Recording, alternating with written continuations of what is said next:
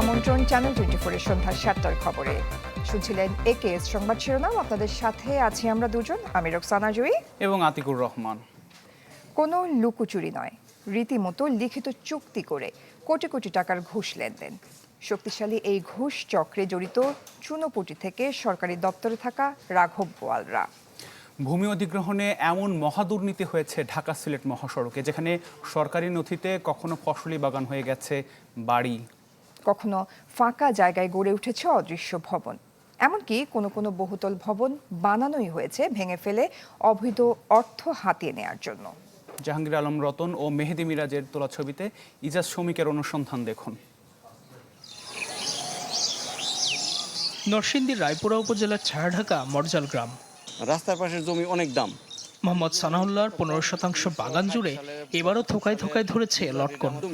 গ্রামের ভিতরে এই বাগানের প্রায় 1.5% জমি তাকে ছাড়তে হচ্ছে ঢাকা সিলেট মহাসড়কের জন্য।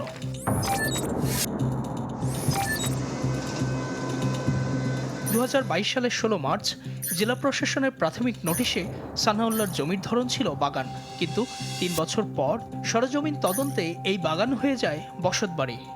সরকারের প্রয়োজনে জমি অধিগ্রহণ করছে, আমরা সহজে গিয়া বিল আনবো। আমরা সাধারণ মানুষ, আমরা কাজ করে খাই, আমাদের এত বেশি অফিসে গিয়ে ধর্ণা দেওয়ার সময় সুযোগ নেই। হাজি আমিন খান 2 ছেলে ও নাতির নামে নরসিংদীর মরজাল মৌজায় 93-79 দাগে প্রায় 2% জমিতে গড়ে তোলেন দোকানসহ একতলা বাড়ি, যেখানে ব্যবসা করছেন তার ছোট ছেলে। এর পাশেই 93-81 দাগের সরকারি নথিতে একই রকম আরেকটি বাড়ির মালিকও আমিন খান। হ্যাঁ, এটা তো আব্বার নাম লেখা, যেহেতু মালিক আব্বা, আব্বা বলতে পারবো। পাশের দাগে আছে 93-81। এরকম কোনো বিল্ডিং আছে আপনার?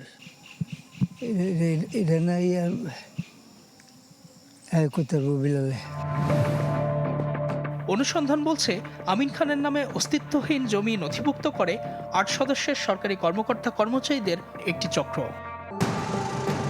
চক্রটি প্রথমে জমি ও স্থাপনার তালিকা তৈরির সময় মালিকদের কাছে ঘুষ দাবি করে। যারা দিতে অস্বীকৃতি জানান তাদের সম্পর্কে ভুল তথ্য দেয় পরিদর্শন জরিপের নথিতে, আর পরবর্তীতে তা সংশোধনের জন্য দ্বারস্থ হলে আবারও ফেলা হয় ঘুষের ফাঁদে। আমির ছিল সার্ভেয়ার, বিভিন্ন লোক দিয়ে আমার প্রস্তাব দিছে যে জমি 50 লক্ষ টাকা দিবে, বিল্ডিংয়ের 30% ওরা নিয়ে যাবে। যদি দেয় তাহলে আমার ফুল বিল্ডিং উঠাবে এবং আমার জমি বাণিজ্যিক করে দিবে। আমি কইছি যে আমি তো আগেও টাকা দিচ্ছি, তো এখন আমার বাদ পড়ছে করে। পরে কইছে যোগাযোগ করেন, দেখা করেন। 40-60 চুক্তি করতে চাইছিল, ওই চুক্তিতে আসি নাই বলে এরা ইচ্ছাকৃতভাবে আমাদেরকে ক্ষতিগ্রস্ত করার চিন্তা ভাবনা করতেছে। 100 ও 300 টাকার স্ট্যাম্পে এমন 15টি ঘুষের চুক্তিপত্র আসে চ্যানেল 24-এর হাতে, যেখানে ভূমি অধিগ্রহণ হওয়া 39টি মৌজাতেই হয়েছে এমন চুক্তি।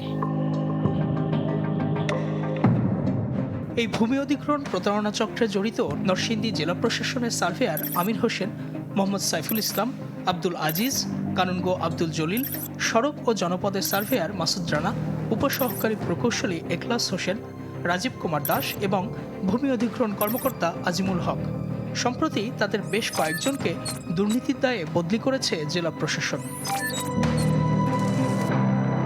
মাহমুদাবাদ ও কুকুরমারা মৌজা, এখানে সিলেট মহাসড়ক ঘেঁষা প্রায় প্রতিটি জমি ও স্থাপনার ক্ষতিপূরণ দিয়েছে সরকার, কিন্তু তা পেতে হয়েছে ঘুষ সিন্ডিকেটের হাত ধরেই। আর যারা চুক্তি করেননি তারা আজও ঘুরছেন ক্ষতিপূরণের আশায়। আবার ক্ষতিপূরণ না দিয়েই অনেকের ঘরবাড়ি ভেঙে দিয়েছে সরকার। 17% এক পার্টি, আরেক পার্টি আপনার হচ্ছে 30%, 32% না দিয়ে ওইগুলো বানসুর করছে, জোরের দল করছে। দোকান আছি, দোকান ভেঙে ফেলেছে, দোকানের বিলো পাইছি না, গাছপালার বিলো পাইছি না। দালাল ছাড়া তো আর কাজ হয়েছে না। দেখা গেছে 4 কোটি টাকা পাইছে, এবারে 1.5 কোটি টাকা নিচে গেল। কে দালাল? কে কাজল? দেখেন তো ইনি কিনা।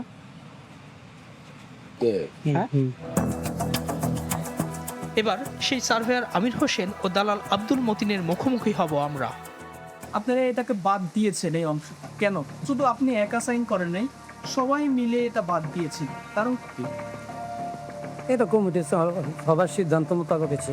গুগল ম্যাপে 2022-এর ফেব্রুয়ারি, অর্থাৎ নোটিশের আগেই কিন্তু একটা ছবি দেখা যাচ্ছে, এই যে স্পষ্টভাবে দেখা যাচ্ছে, এই যে দেখতে পাচ্ছেন, স্পষ্টভাবে দেখা যাচ্ছে যে 2000, এই যে তাকান আপনি দেখেন। আমি এগুলো দেখবো না, এগুলো আমি দেখবো না, এগুলো আমি দেখবো না। এগুলো আপনি কেন করেছেন? এবং সবাই বলছে যে আপনার নেতৃত্বে এগুলো হয়েছে। একটু কথা বলেন। কথা বলেন। আপনি কেন করেছেন এটা? বলেন। ওপেনলি অনেকই কাজ করছে। নামিম সভা ছিল, নাইম সভা ছিল, দলিল সভা ছিল, ফারুক ভাইয়া ছিল, যাই যখন আসে সবার সাথে মিলেমিশে কাজ করা হয়েছে। ঢাকা সিলেট মহাসড়কের ভূমি অধিগ্রহণ কার্যক্রম শুরুর পর এখন পর্যন্ত 15টি LAকেস বা মামলার মধ্যে 3টির ক্ষতিপূরণ দেয়া হয়েছে 718 কোটি টাকা, আর 2টিতে বরাদ্দ এসেছে 288 কোটি টাকা। সব মিলে এই 5টিতেই দুর্নীতির অভিযোগ সবচেয়ে বেশি। ভূমি অধিগ্রহণের পুরো প্রক্রিয়ার তদারকির দায়িত্বে ছিলেন ডিসি, এডিসি, রাজস্ব ও ভূমি অধিগ্রহণ কর্মকর্তারা, কিন্তু দুর্নীতির বিরুদ্ধে ব্যবস্থা নেননি তারা, বরং কেউ কেউ জড়িয়েছেন সরকারি অর্থ লোপাটে। গেল বছর এডিসি থাকাকালীন অঞ্জন দাসের এক সাংবাদিকের সাথে কথোপকথনে মেলে এমন একটি প্রমাণ। আমার দায়িত্ব হচ্ছে মেসেঞ্জার, ব্যাপারটা যেহেতু প্রকাশ করে ফেলছেন এখন আমি বলতে পারি। আপনি যে কোনো প্রকারে ভাইকে রাজি করান, আমি দিব না একা, সবাই মিলেই দিবে। আপনি ভাইয়ের জন্য 15 বলেন, আমি ওই আপনাকে যে 2 এর কথা বলছি এটা আমি ব্যবস্থা করব। আপনি যে কোনো প্রকারে এটা সমাধান করে দেন।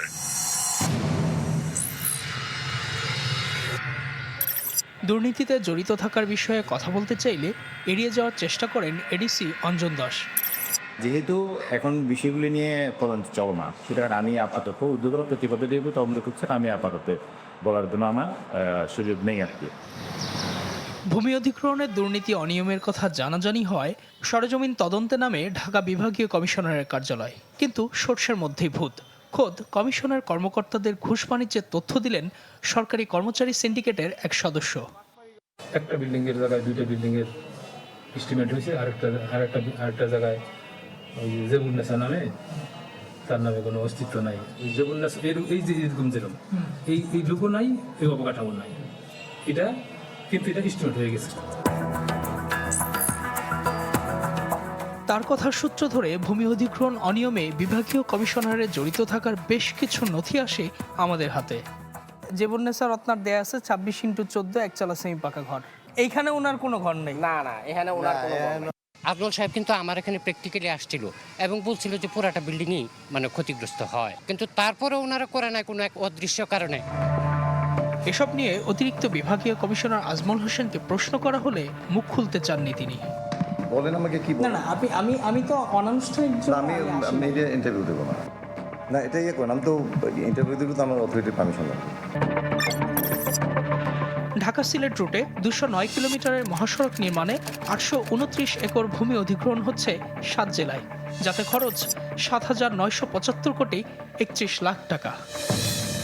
কোনো প্রজেক্টে যত ল্যান্ড একুইশন থাকুক, প্রকল্প পরিচালক স্বীকার করছেন ভূমি অধিগ্রহণ জটিলতার কারণে 2 দফা বাড়াতে হয়েছে মেয়াদ।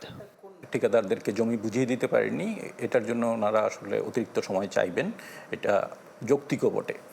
তো এই জন্য আমাদের প্রকল্পের সমাপ্তিকাল আসলে বাড়াতে হবে।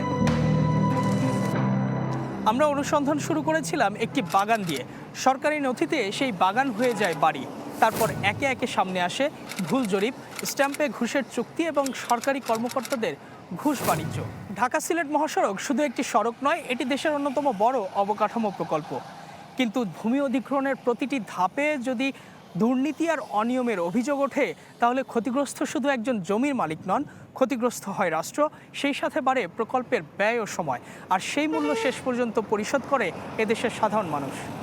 ইজাদ শৌমিক, চ্যানেল 24, নরসিংদী। মহাসড়কে এই মহা দুর্নীতি নিয়ে আরও বিস্তারিত থাকছে রাত 8:30টায় ইনভেস্টিগেশন 24-এ, যেখানে থাকবে সরকারি কর্মকর্তারা কিভাবে করেছেন অর্থ লোপাট আর ঠকিয়েছেন সহজ সরল গ্রামবাসীদের। আশা করি দেখবেন। প্রধানমন্ত্রী তারেক রহমানের সাথে বৈঠক করেছেন মার্কিন প্রেসিডেন্টের বিশেষ দূত সার্জিও গর। সকালে প্রধানমন্ত্রীর তেজগাঁও কার্যালয়ে বৈঠকটি হয়।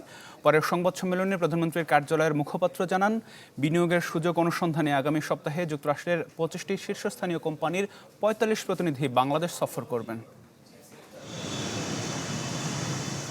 মার্কিন প্রেসিডেন্ট ডোনাল্ড ট্রাম্পের দক্ষিণ ও মধ্য এশিয়া বিষয়ক দূত সার্জিও গর বাংলাদেশ সফরে আসেন গেল বৃহস্পতিবার। শেষ দিনে প্রধানমন্ত্রী তারেক রহমানের সঙ্গে সাক্ষাৎ করেন তিনি। ছিলেন পররাষ্ট্রমন্ত্রী, প্রতিমন্ত্রী, উপদেষ্টা ও ঢাকায় যুক্তরাষ্ট্রের রাষ্ট্রদূত। প্রধানমন্ত্রী ও সার্জিও গরের আলোচনায় দ্বিপক্ষীয় সম্পর্ক, বাণিজ্য ও বিনিয়োগ সম্প্রসারণ, আঞ্চলিক সহযোগিতা ও পারস্পরিক স্বার্থের বিভিন্ন বিষয় গুরুত্ব পায়। পরে ট্রাম্পের বিশেষ দূত জানান বৈঠক ফলপ্রসূ হয়েছে। পরিবর্তিত বাংলাদেশে মার্কিন বিনিয়োগকারীদের আগ্রহের কথাও জানান তিনি। We just finished a very good meeting with the Honorable Prime Minister right here in his office. The United States holds the Prime Minister in the highest regards. We have a lot of potential, as we discussed. The message that we want to make sure that gets out there between our two sides is that there's incredible potential. যুক্তরাষ্ট্রের বিশেষ দূতের সাক্ষাৎকার নিয়ে প্রধানমন্ত্রীর কার্যালয়ের মুখপাত্র মাহাদি আমিন জানান, আগামী সপ্তাহের শেষ নাগাদ যুক্তরাষ্ট্রের 25টি শীর্ষস্থানীয় কোম্পানির প্রায় 45 জন জ্যেষ্ঠ কর্মকর্তা বাংলাদেশ সফরে আসবেন। তারা সরকারের বিভিন্ন মন্ত্রণালয় ও সংস্থার কর্মকর্তাদের সঙ্গে ধারাবাহিক বৈঠক করবেন, যাচাই করবেন বিনিয়োগের সুযোগ। সামনের দিনগুলোতে মার্কিন ইনভেস্টমেন্ট যেন বাড়ে, তার একটি ফার্স্ট স্টেপ হিসেবে আগামী সপ্তাহের শেষ নাগাদ যুক্তরাষ্ট্রের শীর্ষস্থানীয় প্রায় 25টি শিল্প এবং ব্যবসা প্রতিষ্ঠান থেকে শীর্ষস্থানীয় প্রায় 45 জন ব্যবসায়িক নেতৃবৃন্দ বা প্রথম সারির কর্মকর্তাবৃন্দ বাংলাদেশে আসবেন। মাহাদি আমিন জানান, বাংলাদেশে গণতান্ত্রিক অগ্রযাত্রা অব্যাহত থাকায় সাধুবাদ জানিয়েছেন সার্জিও গর। এছাড়া মার্কিন যুক্তরাষ্ট্রের পক্ষ থেকে প্রধানমন্ত্রী তারেক রহমানের নেতৃত্বে আস্থার কথাও ব্যক্ত করেছেন যুক্তরাষ্ট্রের বিশেষ দূত। অত্যন্ত সৌহার্দ্যপূর্ণ এই আলোচনায় আমরা দেখেছি যে মার্কিন যুক্তরাষ্ট্রের পক্ষ থেকে বাংলাদেশে নির্বাচিত মাননীয় প্রধানমন্ত্রীর নেতৃত্বের উপর দৃঢ় আত্মবিশ্বাসের কথা বলা হয়েছে। শাহনেওয়াজ বাবলু, চ্যানেল 24, ঢাকা। বাংলাদেশে এসে ভারতের হাই কমিশনারের সাথে মার্কিন বিশেষ দূতের বৈঠক অপ্রত্যাশিত। সিলেটে এক অনুষ্ঠানে মন্তব্য করেন জামায়াতে ইসলামের আমির ও বিরোধী দলীয় নেতা ডাক্তার শফিকুর রহমান। বলেন, বাংলাদেশ যুক্তরাষ্ট্র দ্বিপক্ষীয় ইস্যুতে আলোচনা সরকার ও বিরোধী দলের সাথে হওয়া উচিত, অন্য কোনো দেশের সাথে নয়। একটা স্বাধীন সার্বভৌম দেশের আমাদের সরকার যদি নলেজে নিয়ে কোনো কিছু করে সেটা ভিন্ন, আদারওয়াইজ এটা অপ্রত্যাশিত। তারা তো ইন্ডিয়া বসে কথা বলতেই পারেন, কিন্তু যদি দুই দেশের কোনো বিষয় হয়ে থাকে সেটা সরকারের সাথেই হওয়া উচিত, বিরোধী দলের সাথে হওয়া উচিত। পার্টিকুলার কোনো দেশের কোনো কূটনীতিবিদের সাথে এটা আমাদের কাম্য না। প্রধানমন্ত্রী তারেক রহমানের চীন সফরের পর সার্জিও গরের বাংলাদেশে আসা বিশেষ গুরুত্বের দাবিদার একথা বলছেন আন্তর্জাতিক সম্পর্ক বিশ্লেষকরা। তাদের মতে এই সফরে ঢাকার প্রতি ওয়াশিংটনের আস্থা বৃদ্ধির আভাস মিলছে, যা প্রভাব ফেলবে বাণিজ্য ও বিনিয়োগে। মোর্শেদ হাসিবের রিপোর্টে বিস্তারিত। পল কাপুর, ব্র্যান্ডন লিঞ্চের ধারাবাহিকতায় সার্জিও গোরের সফর ছিল বাংলাদেশের জাতীয় নির্বাচনের পর যুক্তরাষ্ট্রের তৃতীয় কোনো শীর্ষ নীতি নির্ধারকের সফর। মার্কিন প্রেসিডেন্ট ডোনাল্ড ট্রাম্পের বন্ধু ও ধনকুবের গোরের সফরে তাই বাড়তি নজর ছিল কূটনৈতিক মহলের। Very good meeting with the Honorable Prime Minister right here in his office. The United States holds the Prime Minister in the highest regards. আন্তর্জাতিক সম্পর্ক বিশ্লেষকরা বলছেন, প্রধানমন্ত্রী তারেক রহমানের চীন সফরের পর যুক্তরাষ্ট্রের বিশেষ দূতের বাংলাদেশে আসা বিশেষ গুরুত্বের দাবিদার। আমাদের রাজনৈতিক স্থিতিশীলতা ফেরত আসছে এবং ভবিষ্যতে যেখানে যুক্তরাষ্ট্র থেকে আমাদের এখানে একটা বড় একটা ইনভেস্টর সামিট হতে পারে এবং আমাদের যে এআই খাতে এবং হচ্ছে যে আমাদের সেমিকন্ডাক্টর খাতে বা আমাদের তার সাথে সাথে হচ্ছে যে আমাদের অ্যাগ্রো প্রসেসিংয়ের খাতে বা হচ্ছে যে আমাদের তুলার এখানে খাতে বা ওয়্যারহাউসিং খাতে এগুলোতে যে যুক্তরাষ্ট্রের যেখানে বিনিয়োগটা এখানে বাংলাদেশ সরকার চেয়েছে সেটার ব্যাপারে খোলামেলা আলাপ হয়েছে। এই সফরে এসে সুখবর দিয়েছেন সার্জিও গোর। জানিয়েছেন বাংলাদেশের যুক্তরাষ্ট্রের ভ্রমণ সতর্কতা এক ধাপ উন্নতি হয়েছে। একে দারুণ খবর হিসেবে উল্লেখ করছেন ট্রাম্পের দূত। এই পদক্ষেপকে ঢাকার ওয়াশিংটনের প্রতি আস্থার বৃদ্ধির আভাস হিসেবে দেখছেন অধ্যাপক শাহবানাম খান। এই ইন্ডিকেশনের মাধ্যমে অন্ততপক্ষে এটা দেখা যাচ্ছে যে গ্লোবাল কনফিডেন্স অন বাংলাদেশের অভ্যন্তরীণ নিরাপত্তার উপরে বেটার হয়েছে। পশ্চিমা বিশ্ব বা অন্যান্য যেসব দেশের বিনিয়োগ আগ্রহ, সেই আগ্রহগুলির সাথে নিরাপত্তার যে সংঘর্ষ ছিল এটা আর থাকছে না। শনিবার বিকেলে 3 দিনের সফর শেষে ঢাকা ছাড়েন মার্কিন প্রেসিডেন্ট ডোনাল্ড ট্রাম্পের দক্ষিণ ও মধ্য এশিয়া বিষয়ক বিশেষ দূত সার্জিও গোর। মোর্শেদ হাসিব, চ্যানেল 24, ঢাকা। রাজধানীর উত্তরায় র্যাবের গোপন বন্দিশালা টিএফআই সেল পরিদর্শন করেছেন আন্তর্জাতিক অপরাধ ট্রাইব্যুনালের 3 বিচারক। আর তারা ছোট বড় 22টি কক্ষ ঘুরে দেখেন। সেখানে আয়নাঘর হিসেবে পরিচিত এসব কক্ষে বন্দীদের রাখা হতো বলে জানান চিফ প্রসিকিউটর। তিনি বলেন, গুমে জড়িত কাউকে ছাড় দেয়া হবে না। রাজধানীর উত্তরায় র্যাব 1-এর টাস্ক ফোর্স ইন্টারোগেশন সেল, যেটি আয়নাঘর নামে বেশি পরিচিত। এ গোপন বন্দিশালার খুপড়ি ঘরে রেখে আওয়ামী লীগ আমলে নির্যাতন চলত বিরুদ্ধ মত পথের ব্যক্তিদের উপর। শনিবার বহুল আলোচিত ও নিন্দিত এই বন্দিশালা পরিদর্শন করেন আন্তর্জাতিক অপরাধ ট্রাইব্যুনালের 3 বিচারক। তাদের সাথে ছিলেন মানবাধিকার কর্মী ও গুম হওয়া ব্যক্তিদের স্বজনরা। তাদেরকে এখানে রেখে দেওয়াটাই ছিল তাদের জন্য শাস্তি, এবং যারা এখানে পরিদর্শনে এসেছেন তাদের সাথে গুম হওয়া পরিবারের যে সমস্ত সদস্যরা এখানে এসেছেন তারা এগুলো দেখে আবেগ আপ্লুত হয়ে গিয়েছেন, তারা বিচারের দাবি করেছেন। এটা 53 ইঞ্চি এবং উচ্চতাটা আমি মাঝখান দিয়ে নিয়েছি, কিন্তু এই জায়গার উচ্চতা কিন্তু অনেক কম। এটি একটা মুরগির খাঁচার মতোই, এর বেশি কিছু বলার সুযোগ নাই। এবং এইখানে যাদেরকে রাখা হতো তাদেরকে এমন একটা শাস্তির মধ্যে নেওয়া হতো যে এইখানে থাকাটাই হচ্ছে বড় ধরনের নির্যাতন। এই অমানবিকভাবে টর্চার করে মানুষকে হত্যা করার জন্য আসলে মানে এইভাবে রাখার কি মানে ছিল? তো এগুলোর যথার্থ বিচার চাই আমরা। পরিদর্শন শেষে সাংবাদিকদের সাথে কথা বলেন ট্রাইব্যুনালের চিফ প্রসিকিউটর। জানান ছোট বড় 29টি কক্ষ ঘুরে দেখেছেন তারা, যেগুলোতে মানবেতর অবস্থায় রাখা হতো বন্দীদের। এখানে ছিলেন বর্তমান স্বরাষ্ট্রমন্ত্রী সালাউদ্দিন আহমেদ, জামায়াতের সংসদ সদস্য ব্যারিস্টার আরমান সহ অনেকে। হাত বেঁধে চোখ বেঁধে রাখা হতো এবং সেইভাবেই তাদের উপরে বিভিন্ন রকমের অত্যাচার নির্যাতন করা হতো। কাউকে কাউকে দীর্ঘদিন পরে ছেড়ে দেওয়া হতো, বিভিন্ন মিথ্যা মামলায় তাদেরকে দেওয়া হতো। চিফ প্রসিকিউটর আরও জানান, আন্তর্জাতিক মান বজায় রেখে মানবতা বিরোধী অপরাধের বিচার চলছে। গুমের ঘটনায় দায়ীদের কাউকে ছাড় দেওয়া হবে না।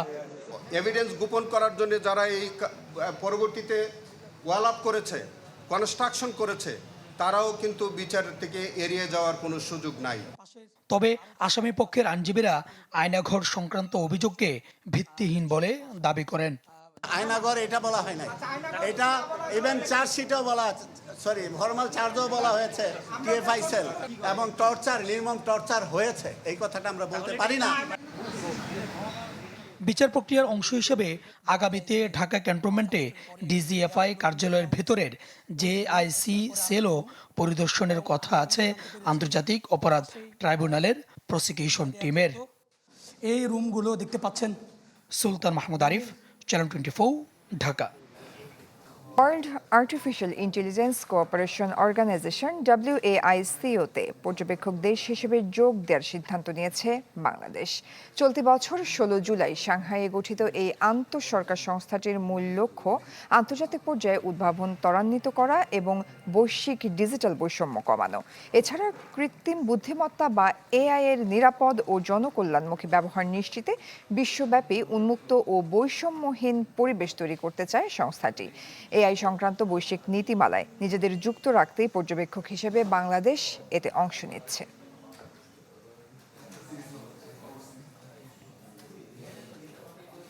দেশে আবারও ভয়ের পরিবেশ ফিরে এসেছে। বিরোধী মত দমনের পুরনো কায়দা বর্তমান সরকারের মধ্যেও দেখা যাচ্ছে বলে অভিযোগ করেছেন বিরোধী দলীয় চিফ হুইপ নাহিদ ইসলাম।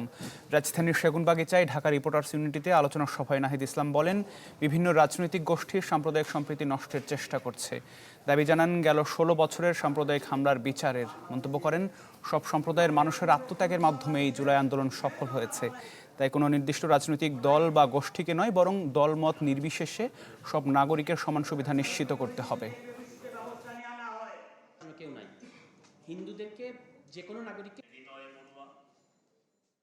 আমরা একটা ভয়ের পরিবেশ আবারও দেখতে পাচ্ছি। বিরোধী মতকে দমন পীড়ন করার পুরনো কায়দা আমরা এই সরকারের মধ্যে দেখতে পাচ্ছি।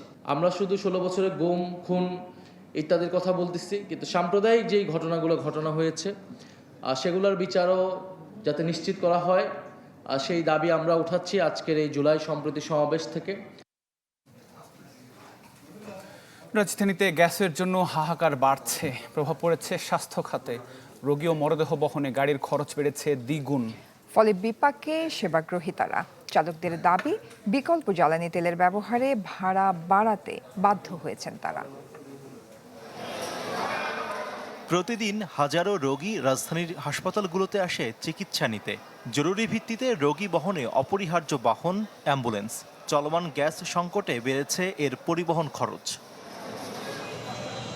অ্যাম্বুলেন্স চালক মোহাম্মদ হাসিব সকাল থেকে গ্যাসের অপেক্ষায় রাজধানীর মগবাজারের একটি সিএনজি ফিলিং স্টেশনে।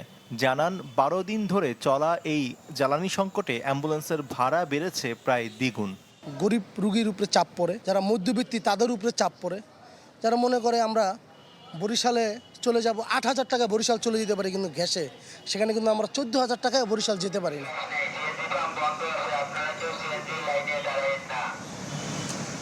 গ্যাস সংগ্রহে যানবাহনের দীর্ঘ লাইন, সরবরাহ সংকটে কিছু ফিলিং স্টেশন বাদে বেশিরভাগেরই কার্যক্রম বন্ধ। আমি 2 ঘন্টা ধরে সিরিয়াল ধরে আইছি, অনেক পাম্পের সামনে আইছি, নজল দিব, অনেক গ্যাস নেই। লাইনের সমস্যা তাইলে ওই শনি রাখড়া, যাত্রাবাড়ি, চিটাগাং, গাজীপুর ওদের কোনো সমস্যা নেই, খালি ঢাকার এটা সিন্ডিকেট বসাই এরা দাম বাড়ানোর জন্য পায়তারা করতেছে। আমরা প্রায় 14-15 ঘন্টা ডেইলি ডিউটি করতে হচ্ছে, কোনো আমাদের ওভার টাইমে নেই হিসাবে আমরা বেকার ডিউটি করতেছি। কিন্তু আপনার গ্যাসের জন্য গাড়ি চালানো গেছে না, ঠিক আছে? আধাবেলা গাড়ি চালালে গ্যাসের জন্য আধাবেলা গাড়ি বসায় রাখতে হয়েছে। আবাসিক বাসাবাড়িতেও জ্বলছে না চুলা। গ্যাস সংকটে ব্যাহত হচ্ছে দৈনন্দিন কার্যক্রম। শফি মাহমুদ সাগর, চ্যানেল 24, ঢাকা। ঢাকায় একের পর এক বোমা আতঙ্ক। মিরপুর ফার্মগেট মেট্রো স্টেশনে বোমার মতো বস্তু পাওয়া গেছে, এমন খবরে দেখা দেয় চাঞ্চল্য। তবে মতিঝিল ও আশুলিয়ার মতো পাওয়া যায়নি সত্যিকারের বোমা। মিলেছে জর্দার কৌটার সাথে পান ও বস্তার ভেতর ময়লা।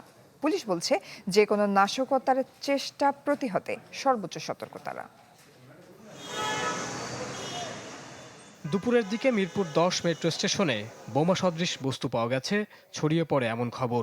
দ্রুত ঘটনাস্থলে যায় পুলিশ ও সিটিটিসির বোম ডিসপোজাল ইউনিট। তবে পরীক্ষা নিরীক্ষার পর ব্যাগটিতে কোনো বিস্ফোরক বা ক্ষতিকর বস্তু পায়নি আইনশৃঙ্খলা বাহিনী। পাওয়া যায় জর্দার কৌটা ও পান। এ ঘটনায় চাঞ্চল্য তৈরি হয় ওই এলাকায়।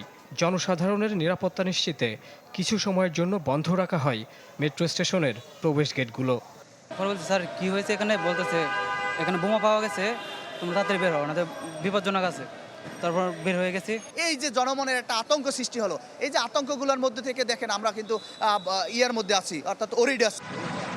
প্রায় একই সময়ে ফার্মগেট মেট্রো রেল স্টেশনের নিচেও চাউর হয় বোমা আতঙ্ক। তবে সেখানেও বস্তার ভেতরে ময়লা ছাড়া কোনো ক্ষতিকর বস্তু পায়নি পুলিশ। এ বিষয়ে ব্রিফিংয়ে সিটিটিসি প্রধান জানান, যে কোনো ধরনের নাশকতার চেষ্টা প্রতিহত করতে সর্বোচ্চ সতর্ক পুলিশ। কোনো গুজব বা অপপ্রচারে কান না দেওয়ার আহ্বান জানান তিনি। কোনো প্রকার গুজব বা অপপ্রচারে বিভ্রান্ত বা আতঙ্কিত না হওয়ার জন্য, কোনো সন্দেহজনক বস্তু বা কার্যকলাপ লক্ষ্য করলে সেটিকে স্পর্শ না করার জন্য, নিরাপদ দূরত্ব বজায় রেখে দ্রুত নিকটস্থ থানা, জরুরি সেবা, জাতীয় জরুরি সেবা 999 এবং অথবা আইনশৃঙ্খলা রক্ষাকারী বাহিনীকে অবহিত করার জন্য অনুরোধ করছি। কাল 24 জুলাই ছাতার ভেতর অবিস্ফোরিত বোমা উদ্ধার করা হয় রাজধানীর মতিঝিল এলাকা থেকে। আর শুক্রবার আশুলিয়ায় একটি প্রেসার কুকারের ভেতর থেকে উদ্ধার করা হয় আরও একটি বোমা, যা পরে নিষ্ক্রিয় করে আইনশৃঙ্খলা রক্ষাকারী বাহিনী। মোহাম্মদ শফিক, চ্যানেল 24, ঢাকা। প্রতি বছর পাল্লা দিয়ে বাড়ছে বিদেশে যাওয়া শিক্ষার্থীর সংখ্যা। গেল এক দশকে যা বেড়েছে প্রায় 105%। বাংলাদেশ ব্যাংকের তথ্য বলছে, গত 5 বছরে দেশ থেকে উচ্চশিক্ষার জন্য পাঠানো হয়েছে প্রায় 38,000 কোটি টাকা, যা চলতি অর্থ বছরে পাবলিক বিশ্ববিদ্যালয়ের মোট বাজেটের 3 গুণ। আবির হোসেনের রিপোর্ট। আর ক্যামেরায় ছিলেন মমিনুল হক আফান। দেশের থেকে একবার চলে যায় আর দেশে ব্যাক করে না, এটা আসলে তো আমাদের এটাও চিন্তা করা উচিত, আসলে কেন ব্যাক করে না। কিছুদিন আগেই বুয়েটের বায়োমেডিক্যাল ইঞ্জিনিয়ারিং বিভাগ থেকে স্নাতক শেষ করেছেন রাতুল ইস্তিয়াক। স্বপ্ন ছিল টিস্যু ইঞ্জিনিয়ারিং নিয়ে গবেষণা করে একদিন দেশের স্বাস্থ্য খাতে নতুন কিছু যোগ করার। কিন্তু বাংলাদেশে এ বিষয়ে পর্যাপ্ত গবেষণাগার, অর্থায়ন কিংবা কাজের সুযোগ নেই। তাই অনেকটা অভিমান নিয়েই বিদেশে উচ্চশিক্ষার প্রস্তুতি নিচ্ছেন তিনি। আমি এখানে যদি কোনো একটা কাজে ইনভলভ হই, আমি যে পরিমাণে এটার জন্য স্যালারি বা আমি এটার রেসপেক্টে আর্ন করতে পারবো, দেখা যাচ্ছে বাইরে গেলে আমার লাইফ লিভিংটা আরও বেটার হবে, আমার স্ট্যান্ডার্ডটা আরও বেটার হবে। ইভেন আমি যদি টেকনোলজিক্যাল দিক থেকেও বলি, যেই ইনস্ট্রুমেন্টস অ্যান্ড ফ্যাসিলিটিসগুলো অন্য বাইরের ল্যাবে আছে সেগুলো অনেক মোর অ্যাডভান্সড দ্যান আওয়ার ল্যাব। দেশের শীর্ষ প্রকৌশল বিশ্ববিদ্যালয়ে অনেক শিক্ষার্থীর চোখে একই অনিশ্চয়তা। অভিযোগ, দেশের ইঞ্জিনিয়ারিং খাতে মানসম্মত কাজের সুযোগ খুবই সীমিত, আর সরকারি চাকরির যেসব পদ রয়েছে তার অনেক ক্ষেত্রেই ডিপ্লোমাধারীদের প্রাধান্য বেশি।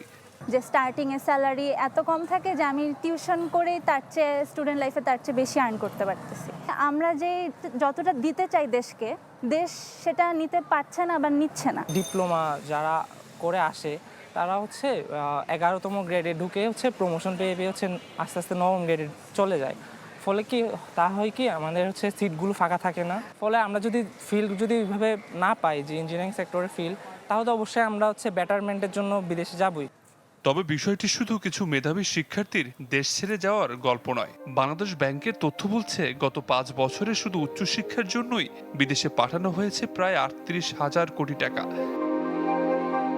ইউনেস্কো ইনস্টিটিউট ফর স্ট্যাটিস্টিক্সের তথ্য বলছে, 2013 সালে বিদেশে অধ্যয়নরত বাংলাদেশের শিক্ষার্থীর সংখ্যা ছিল প্রায় 37,000, যা 2023 সালে এসে দাঁড়িয়েছে প্রায় 77,000।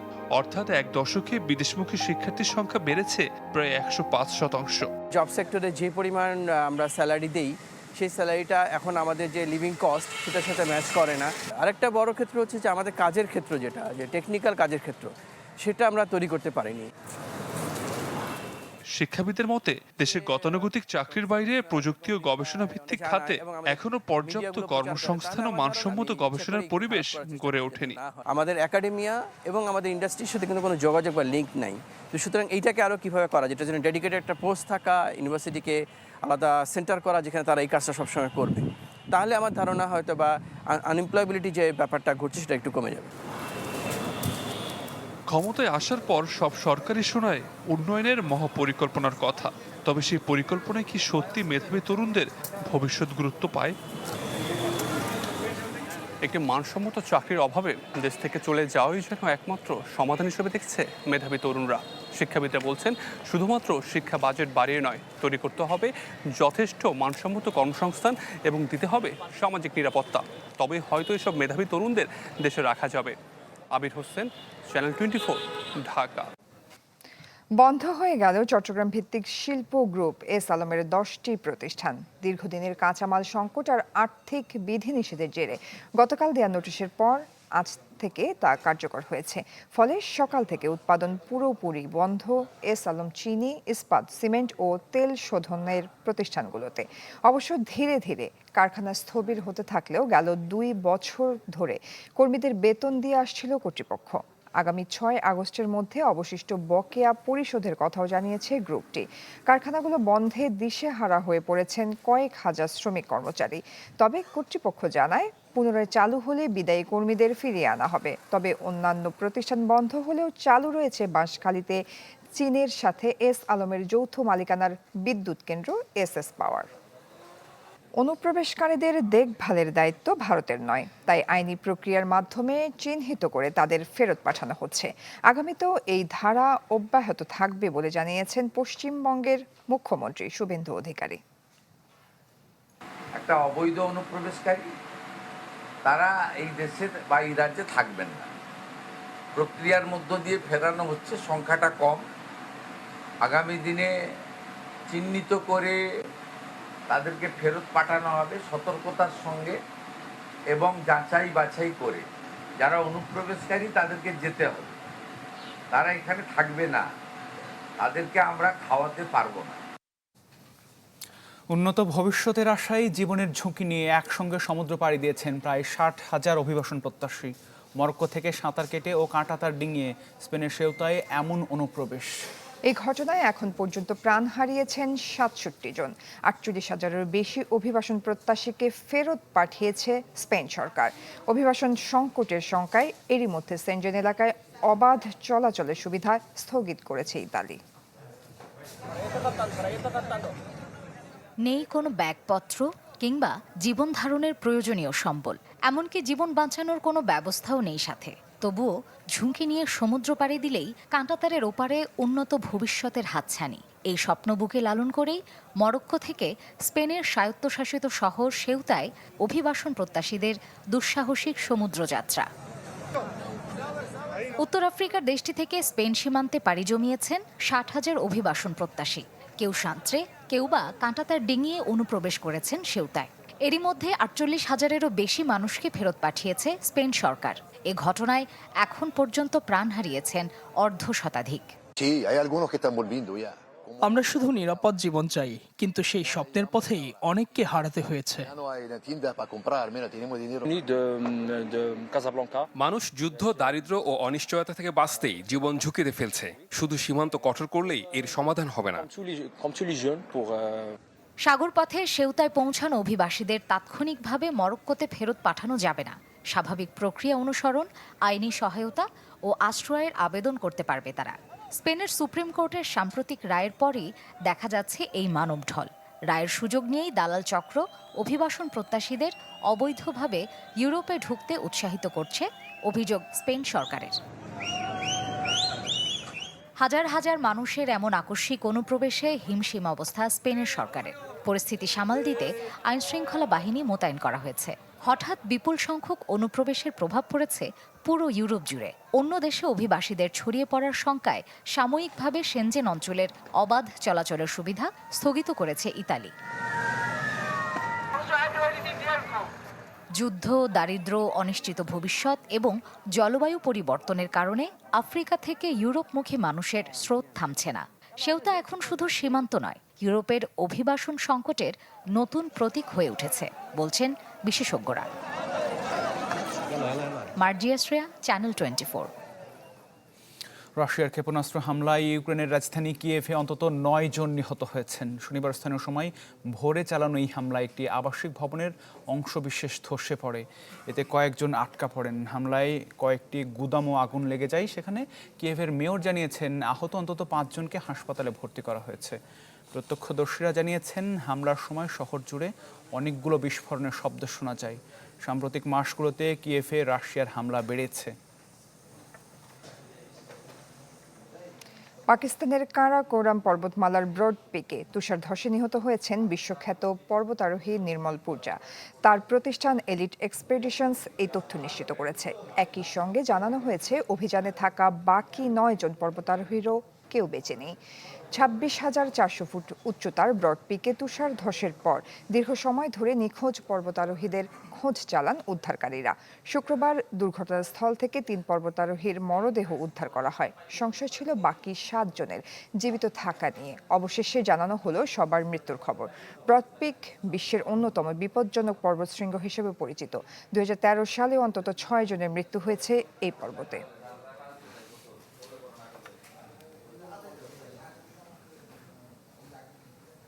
দর্শক, এই ছিল সন্ধ্যা 7টার খবরে। এতক্ষণ সাথে থাকার জন্য ধন্যবাদ সবাইকে। ধন্যবাদ।